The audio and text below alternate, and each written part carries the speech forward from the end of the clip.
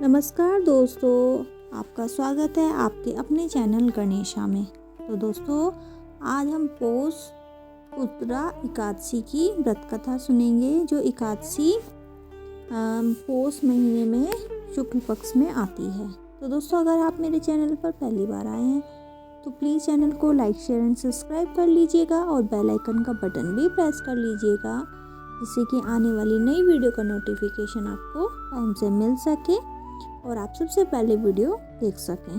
तो दोस्तों, शुरू करते हैं अपनी पौष पुत्रदा एकादशी।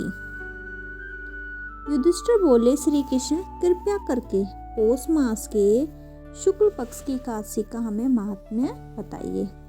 उसका नाम क्या है, उसे करने की विधि क्या है, उसमें किस देवता का पूजन किया जाता है।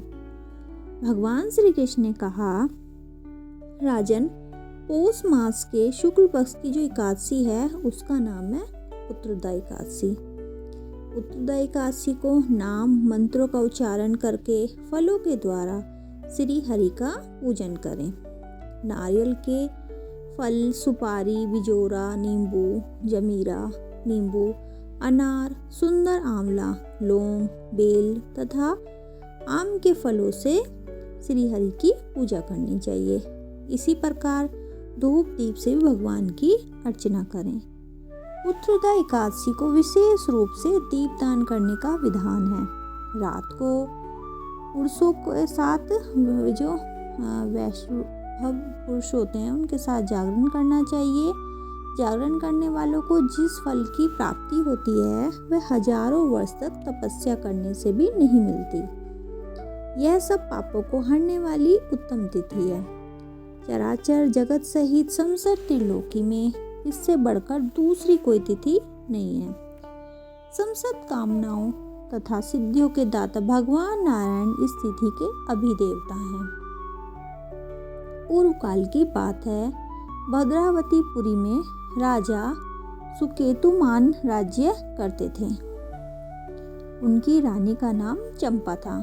राजा को बहुत समय तक कोई वंशधर पुत्र नहीं प्राप्त हुआ था, इसलिए दोनों पति पत्नी सदा चिंता और शोक में डूबे रहते थे। राजा के पितर उसके लिए दिए हुए जल को सोगाचवान से गर्म करके पीते थे। राजा के बाद और कोई ऐसा नहीं दिखाई देता जो हम लोगों का तर्पण करेगा। यह सोच सोच कर पितर दुखी रहते थे। एक दिन राजा घोड़े पर सवार हो गहन वन में चले गए। पुरोहित आदि किसी भी इस बात का पता न था। मृग और पक्षियों से सेवित उस सघन कानन में राजा भ्रमण करने लगे। मार्ग में कहीं सियार की बोली सुनाई पड़ती तो कहीं उल्लू की। जहाँ तहाँ भालू और मृग दृष्टिगोचर हो रहे थे। इस प्रकार घूम घूम कर राजा वन की ओर शोभा देख रहे थे। इतने में दोपहर हो गई। राजा को भूख और प्यास सताने लगी। वे जल की खोज में इधर उधर भटकने लगे। किसी पुण्य के प्रभाव से उन्हें एक उत्तम सरोवर दिखाई दिया, जिसके समीप मुनियों के बहुत से आश्रम थे। शोभाशाली नरेश ने उन आश्रमों की ओर देखा। उस समय शुभ की सूचना देने वाले शकुन होने लगे। राजा का दाहिना नेत्र और दाहिना हाथ फड़कने लगा, जो उत्तम फल की सूचना दे रहा था। सरोवर के तट पर बहुत से मुनि वेद पाठ कर रहे थे।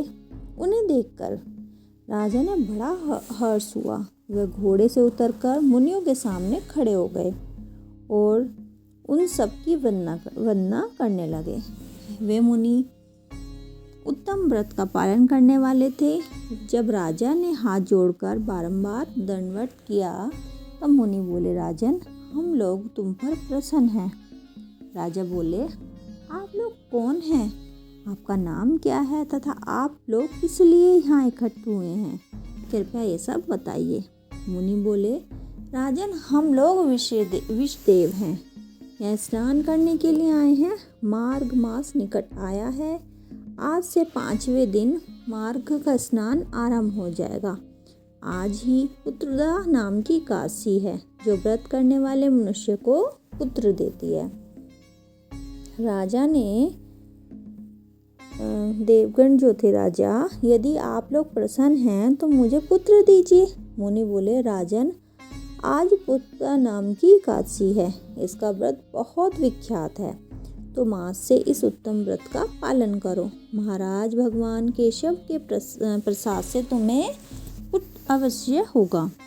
श्री कृष्ण कहते हैं, युधिष्ठिर, इस प्रकार उन मुनियों के कहने से राजा ने उत्तम व्रत का पालन किया। महर्षियों के उपदेश के अनुसार विधि पूर्वक पुत्रदा एकादशी का अनुष्ठान किया। फिर द्वादशी को पारण करके मुनियों के चरणों में बारंबार मस्तक झुकाकर राजा अपने घर आए। तदंतर रानी गर्भधारण किया। प्रसव काल आने पर पुण्यकर्मा राजा को तेजस्वी पुत्र प्राप्त हुआ, जिससे अपने गुणों से पिता को संतुष्ट कर दिया। जिसने अपने गुणों से वह प्रजा का पालक हुआ। इसलिए राजन, पुत्रदा का उत्तम व्रत अवश्य करना चाहिए। मैंने लोगों के हित के लिए तुम्हारे सामने इसका वर्णन किया है। जो मनुष्य एकाचित होकर पुत्रदा एकादशी का व्रत करते हैं, वे इस लोक में पुत्र पाकर मृत्यु के पश्चात स्वर्गगामी होते हैं। इस महात्म्य को पढ़ने और सुनने से अग्निदोष यज्ञ का फल मिलता है। तो ये थी एकादशी व्रत, पुत्रदा एकादशी। तो दोस्तों, ये एकादशी हमारे साल में कई सारी आती हैं जिनके अलग अलग नाम हैं। तो ये थी हमारी पुत्रदा एकादशी। इसका व्रत करने से बहुत अच्छा फल मिलता है। और दोस्तों, कमेंट सेक्शन में श्री हरि विष्णु जरूर लिखिएगा। और सभी को एकादशी की बहुत शुभकामनाएं। धन्यवाद दोस्तों।